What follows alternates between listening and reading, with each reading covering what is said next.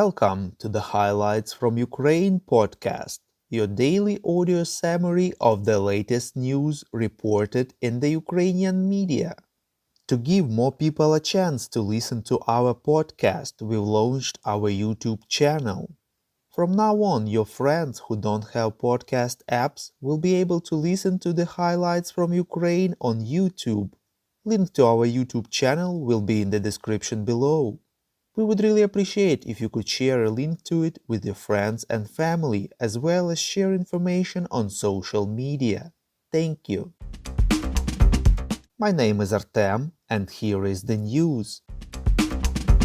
152 days left the Russian invasion of Ukraine.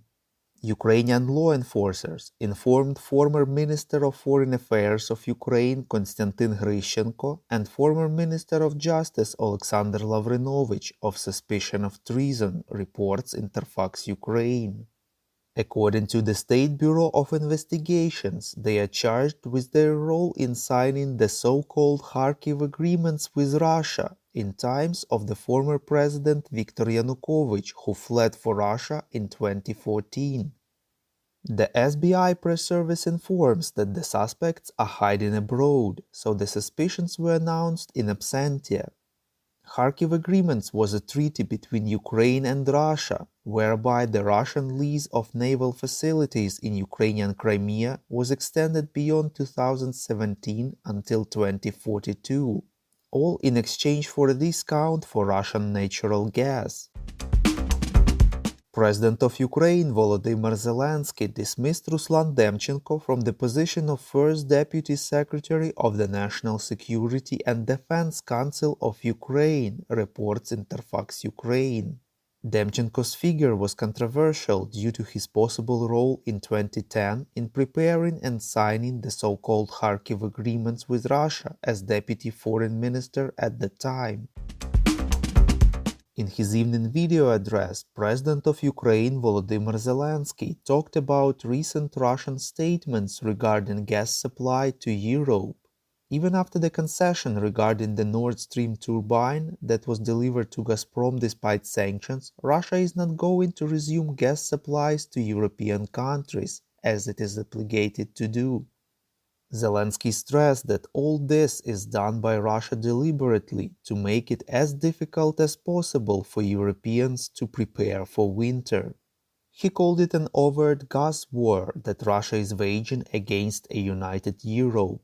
The president stressed that it is necessary to hit back and do everything to limit Russian revenues not only from gas and oil but also from any remaining exports.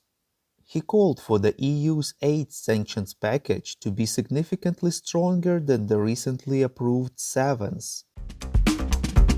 On the night of July 26, Russian troops launched a missile attack on the southern coast of Ukraine, reports Ukrainska Pravda. Private buildings were hit in Odessa region and port infrastructure in Mykolaiv region. Number of casualties is unknown at the moment.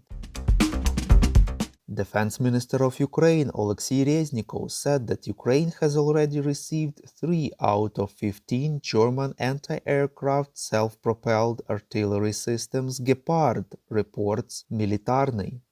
According to Reznikov, Germany has supplied tens of thousands of shells to these systems. The minister added that Ukraine is looking forward to receiving an Iris-T air defense system from Germany as well. He said that Ukraine hopes to be able to negotiate with European partners on the supply of German Leopard tanks. The defense minister clarified that at first there will be several dozen tanks on which Ukrainian crews will be training at training grounds in the Baltic states. After the training is completed, Ukraine will hope to get modern tanks, including US-produced Abrams. Poland handed over a batch of PT-91 Twardey tanks to Ukraine, reports Hromadske. The PT-91 is a Polish main battle tank developed of the Soviet T-72M1 tank. The exact number of units transferred to Ukraine is unknown. Slovakia may consider transferring to Ukraine its fleet of 11 MiG-29 combat aircraft built in Soviet times, reports LBUA. The country expects to receive either new aircraft or money as compensation and negotiates on the possibility of Polish and Czech Air Force helping to ensure security of its airspace. According to the Defense Minister of Slovakia, the decision may be taken this autumn. The General Staff of Ukraine informs that the Ukrainian defenders repelled enemy attacks in the Kramatorsk direction Donetsk region, reports Grunt Media. In the area, the Russian troops tried to advance towards Spirne and the national nature park Svety Hory, but were pushed back. In the Donetsk direction, the enemy is concentrating its main efforts on creating conditions for an offensive on the cities of Siversk and Soledar. Enemy units replenish stocks of ammunition and fuel.